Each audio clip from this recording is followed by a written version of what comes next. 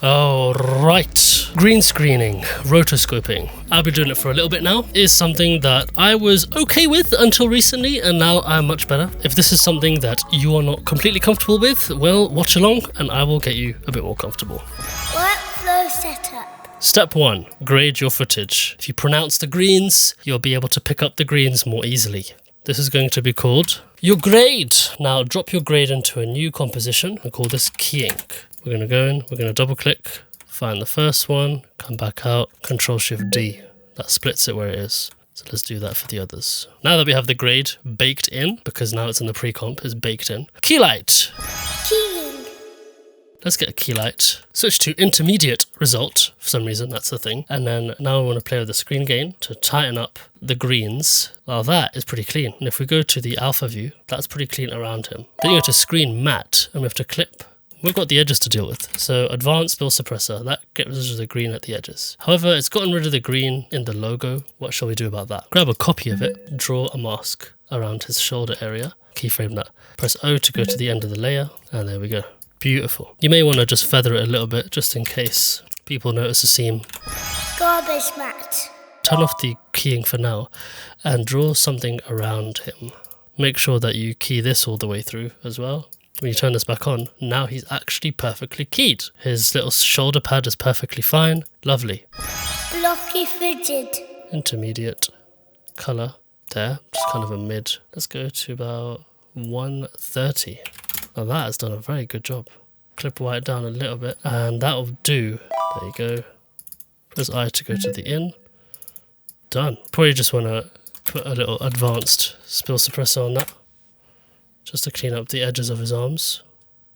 Why is this arm coming off? We've got him coming off the screen at some point. How to get rid of that? Well, I have to use Rotobrush for this one. So we click him and we just draw around the parts that are going to come off the screen. The initial frame needs to be the cleanest, the best work. We want to get the stuff that's coming off the screen quite cleanly. Holding Control, you can click, drag in or out the size of the brush. Let's get the Refine Edge tool. Let's just draw around the head. That's it. We don't really need much more than that. Let's bring this guy in, the region. How are we doing here? So you can see it's caught the edge of the green screen. We don't want that. So let's unbrush that. You can see now it's cleaned up the green screen a little bit. Carrying on. Actually, I don't need any of this. I just need just as he comes off the frame. So let's just put the region down here. We don't need any of the other stuff. But you can see how it's stuck quite well. So that's that done. And just press freeze.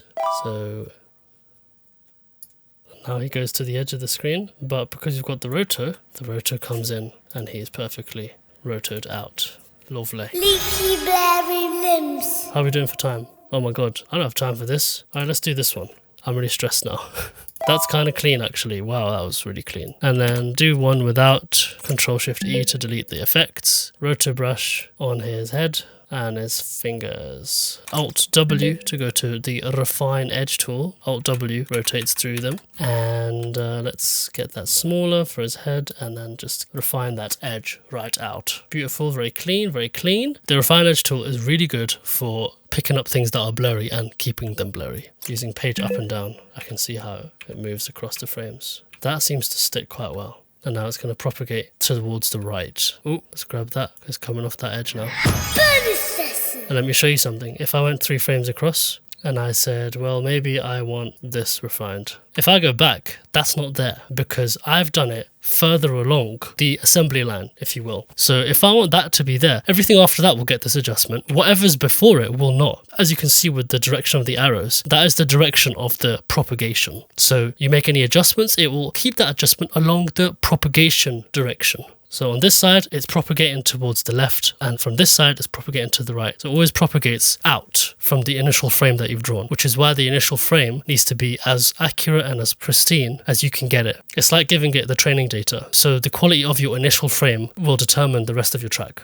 Refine edge. You can see some radiator lines. I wonder if I can fix that by drawing them out. Yeah, there you go. That's to repropagate now because I've made adjustments. But also, no one's looking at it this close. These little imperfections are not going to get picked up, as you may think, because you're focusing on this. Other people are not going to be looking at this. And when I'm happy with that, I will press freeze. And that locks these brushes in place. So that's that by itself, looking good. I'm happy with that. This is going to need a spill suppressor. So you can see what the refine edge tool, see how it honors the blurring of the hands, and this is where the refine edge stops. You can see it's a bit of a harsher line here. So it's picked up all the detail in his hair, but the moment that refine edge stops, it's a pretty hard line. So you kind of adjust that with the feather in this section, and that just smooths things out a little bit more. That's worth knowing.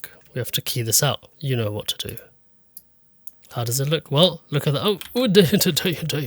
So this is what the green screen is doing. And this is what the Roto is doing. By using this hybrid method, you can get your Rotos done with relative ease. Let's stick the green guy on the green screen. Now, green on green. This was a great idea.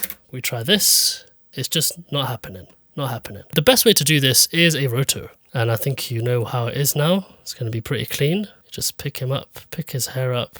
So now we get to the refine edge tool. And this is where we just draw around his head. Cool. Now his arms need to be done. The hair on his arms need to be captured. As you can see, very good results that you get from this. Propagating all the way back to the end. Wow, look at that. Pretty amazing. Good job. This seems to go down quite far. If I did something like this, erase that, then that tightens up. See, that tightens up the contrast. And that'll then keep propagating to the end. Brush stays on his edges. Very good. His outline is still good as well. Armpit there, a little bit. You could refine edge the armpit as well, and it would then honour the armpit. This impossible looking shot because it's green on green. It's actually quite simple because of the Rotobrush advancements. Let's shift the edge like -20. Let's just pull the key closer to the edge so we don't get that edge glow of the green behind him. We can decontaminate the edge colours. Yeah, and look at that. That looks brilliant. Look at that. Nice. Boss level. This is the last shot. This is difficult because he's not just off the green screen. He goes up to the camera. It's all kind of crazy. He's got the maddest hair as well. Look at this hair at the top. I did this already, and it's just a lot of frame by frame, frame by frame, frame by frame. Every other frame you just have to check that things are good. But I think from what you've seen, I think you know how to tackle this one. Closing thoughts. I hope that gets you a bit more comfortable with green screening and Roto and how to use hybrid approaches, because Roto brushing the entire body when you only need to Roto his hand or his hair, that'll be much more efficient than rotoing the whole body and making sure that's all clean when the green screen is just there ready for you to key out the rest of it. So only getting the extremities, only the parts that are leaking off the screen. Usually it's copy and paste, especially with the green screen shots. If the shots look similar, copy and paste, done, copy and paste, done. And then when it goes off the screen, then you employ the Roto technique. Hope that helps. Any questions, let me know. Goodbye.